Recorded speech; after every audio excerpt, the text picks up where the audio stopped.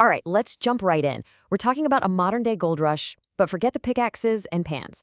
This time, the gold isn't in the ground. No, people are racing to build something way, way more valuable. These incredibly powerful computer chips that are, well, the bedrock of the entire AI revolution.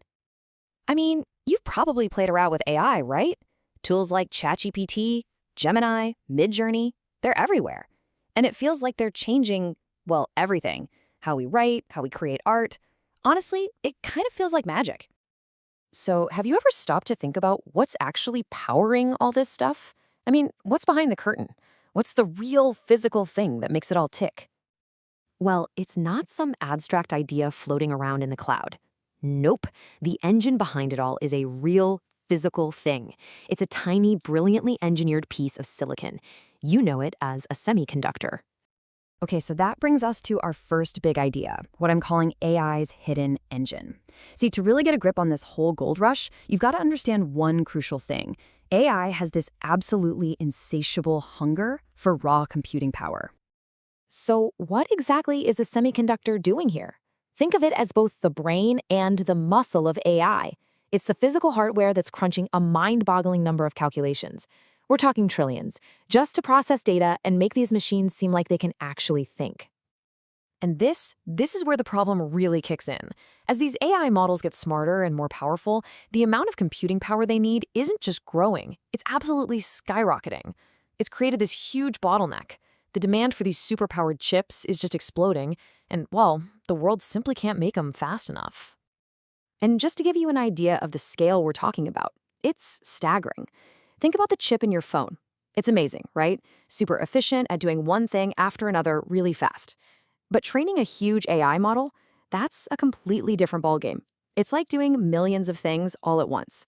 We're talking tens of thousands of specialized chips, all running at full blast, 24/7, sometimes for weeks on end. It's just a whole other level. So what happens when demand goes through the roof like that? Well, it kicks off what we're calling the global chip race. This incredible demand has started a, frankly, trillion-dollar scramble for control over the world's supply of silicon. And yeah, you heard that right, a trillion. I'm not exaggerating. The total global investment in semiconductors is expected to hit $1.3 trillion by 2030. This isn't just some industry trend, folks. This is one of the biggest economic shifts of our lifetime.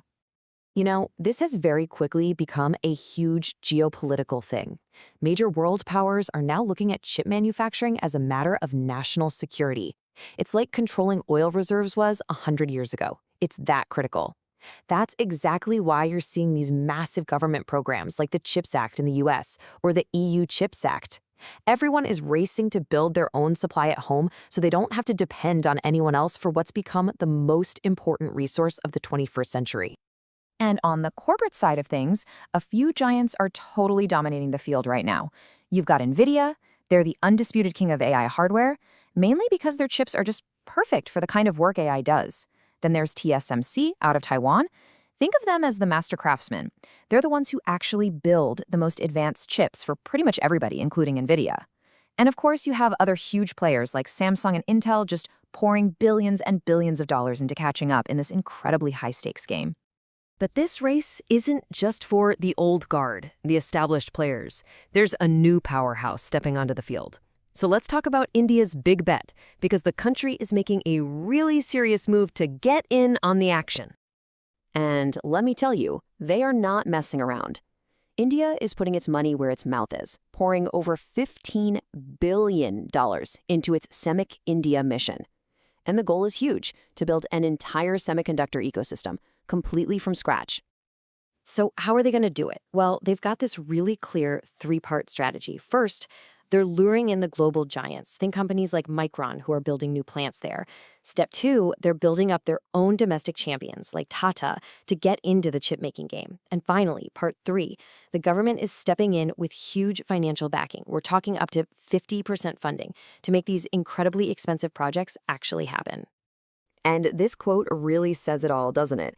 India doesn't want to just use chips, it wants to make them. This isn't just a small change. It's a fundamental shift. It's a declaration of independence, really.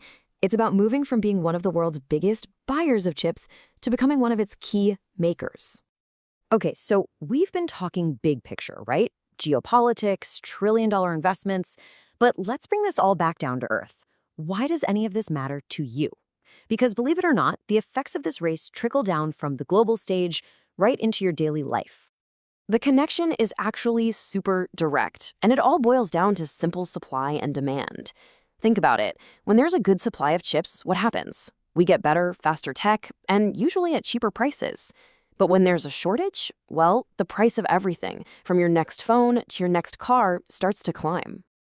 And it's not just about the stuff you buy. This whole surge is literally shaping the future of work. It's creating this huge boom in amazing new career opportunities. We're talking about jobs in chip design, AI research, hardware startups, managing the giant data centers that are going to power everything. The list goes on. So at the end of the day, when you strip everything else away, this AI gold rush is really a race for one thing: semiconductors. Entire nations and massive corporations are betting their futures on these tiny little pieces of silicon. And as this incredible high-stakes competition plays out, it really leaves us with one huge question: who is going to win the race to power tomorrow's world?